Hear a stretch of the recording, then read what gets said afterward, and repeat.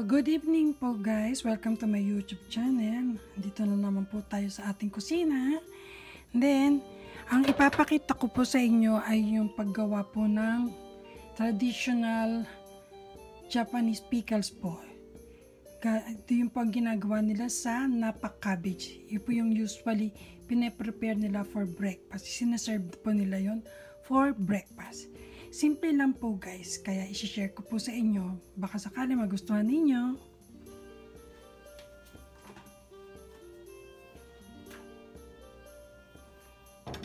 So ayan po guys, ang kailangan lang po natin ay syempre fresh napa cabbage. Take note guys, fresh napa cabbage po. Kasi po, naranasan ko na po na nagawa po ako ng pickles na napa cabbage. Na ang ginamit ko ay hindi talaga siya totally fresh. Kumbaga yung natira ko lang sa ref. So, nung ginawa ko siya, iba yung lasa. Nagtaka ako, sabi ko, bakit? Sabi ko, same procedure naman pero hindi talaga ganun yung lasa niya. So, naano ko na, kailangan pala fresh yung gulay ninyo pag gagawa kayo ng pickles. Lalo na pagka, halimbawa, let's say yung kimchi. Kailangan talaga kung gagawa kayo ng napa cabbage kimchi or napa cabbage pickles, kailangan po fresh ang inyong gulay. Ito po ang kailangan natin at saka po asin lang. So first po kailangan po konti lang pong gagawin ko guys kasi dalawa lang po kaming kumakain dito sa bahay. Konti lang ang gagawin ko, papakita ko sa inyo. At least mga 10 to 12 lang po. Anong tawag dito? Petals. Petals na tawag dito. Leaves. Ayan.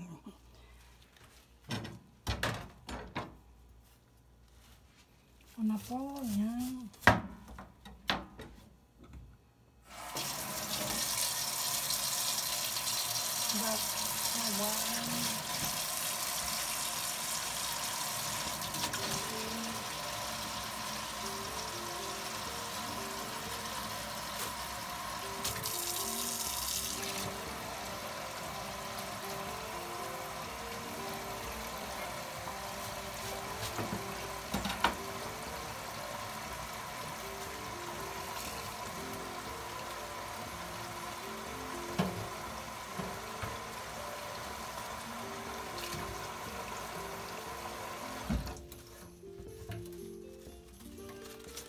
So, yan mga lang po, mga 10 to 12 pieces lang po yung gagamitin natin. Since maliliit po yung petals niya, yung dahon niya, so mga 1, 2, 3, 4, 5, 6, 7, 8, tama-tama lang, 9, 10. Ito yung pinakamasarap na part ng napa cabbage guys, yung pinakagitna niya.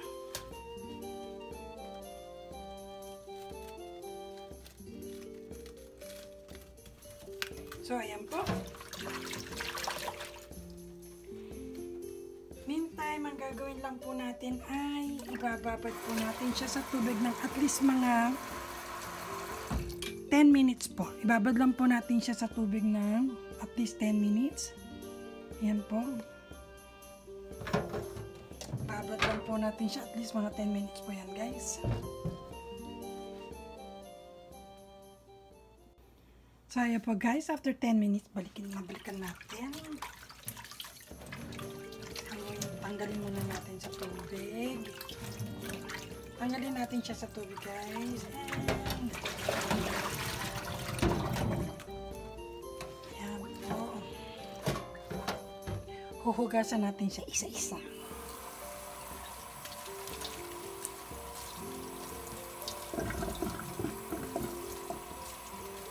Para po matanggal yung kung anumang mga dumi-dumi nandiyan, mga alikabok, mga anik-anik na nandiyan. Siyempre.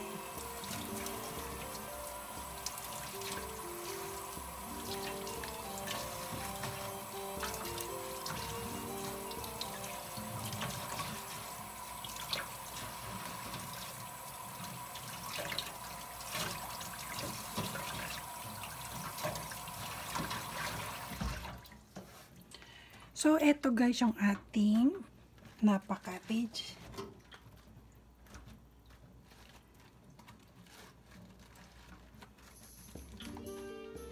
Patitik-tikin ko po yan dyan ng siguro mga 10 minutes para po mawatanggal yung tubig. So, balikan po uli natin siya maya-maya. So, ayan guys, ito na ang ating patiktikan na natin siya ng konti. Ayan. Pero pagpag po natin siya ng konti. Pagpag. Para matanggal po yung mga excess water na nandyan. Kasi no need na tayo para sa mga excess water na nandyan. Dahil matubig ang napa-cabbage guys. Kaya kailangan ganyan. Papagpagan. So itabi po natin yung ating sobrang napa-cabbage. Oops.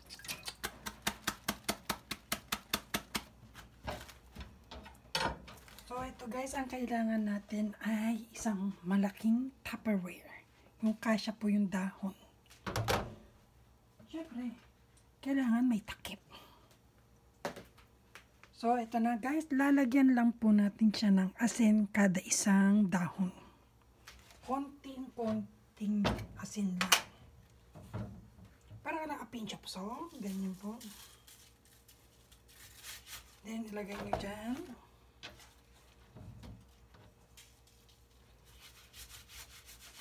Guys, more on doon sa pinakatangkay ang paglalagay. And then, i-alternate po ninyo ang paglalagay sa Tupperware para po magkasya.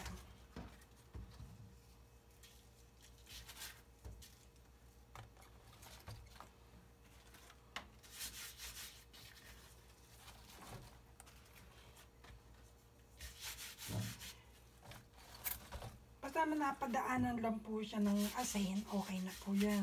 Kasi, lalasa pa yan, matutunaw pa yan.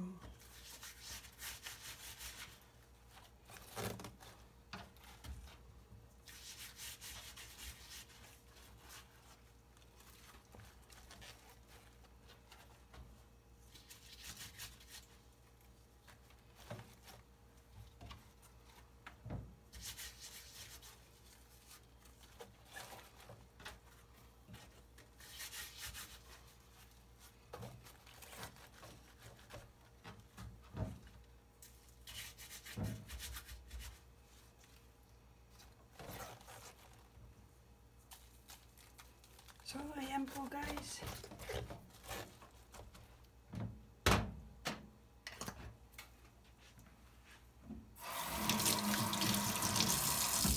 And then, takpan po natin. Palalantahin po lang, palalantahin ko muna siya hanggang sa pagka nalanta na po yan, magkakaroon na po siya ng tubig dito sa ibaba. Yun po ang magandang resulta doon. So, wait po tayo na malanta siya bago ko siya ilagay sa rep. So, ito po ang magiging resulta yan. After 4 to 5 days po guys, halimbawa nakalagay po siya sa rep. Ito po yung dati kong ginawa. So, ayan po, magpapakita ko sa ito. Lantan-lanta na po siya. Kita nyo as in. Manipis na siya. So, magkagawa po tayo ng 2 piraso. Ipapakita ko sa inyo. Ayan. Yan po ang resulta nung aking ginawa na after 4 to 5 days, maghintay lang tayo na malanta siya. So, ito po ang resulta. Hihiwain lang po natin yan.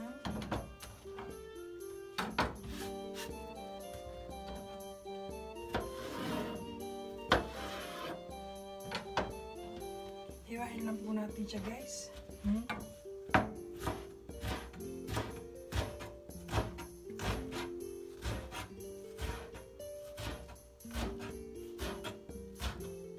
Pagka nahiwa nyo na po guys, ipigaan nyo para mawala po yung alat niya, yung tubig. May matitira pa siyang tubig, and then ayan po, po ang resulta niya guys. Ayan po. So, pagkatapos po niyan to, lalagyan po natin ng fish flake po. Fish flakes po ang tawag dito or katsuobushi. Kung wala po kayo nito, pwede naman po yung ano lang, dashinamoto. Dashinamoto ang ilagay nyo rito. O yung dilis na, yung dried dilis na dinikdik po guys. Pwede po dito. Yan po, ganyan.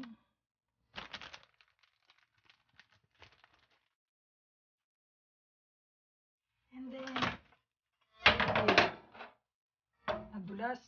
nadulas ang aking kamay. Konting toyo. Oh.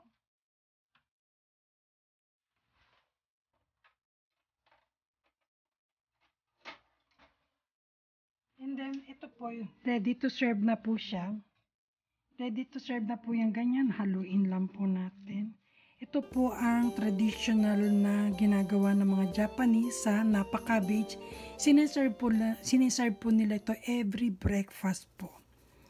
Ito po yung kanilang traditional na ano. Meron nito yung maanghang. Kumbaga, ito po yung pinakasimpleng ano, napa cabbage pickles na ginagawa nila guys.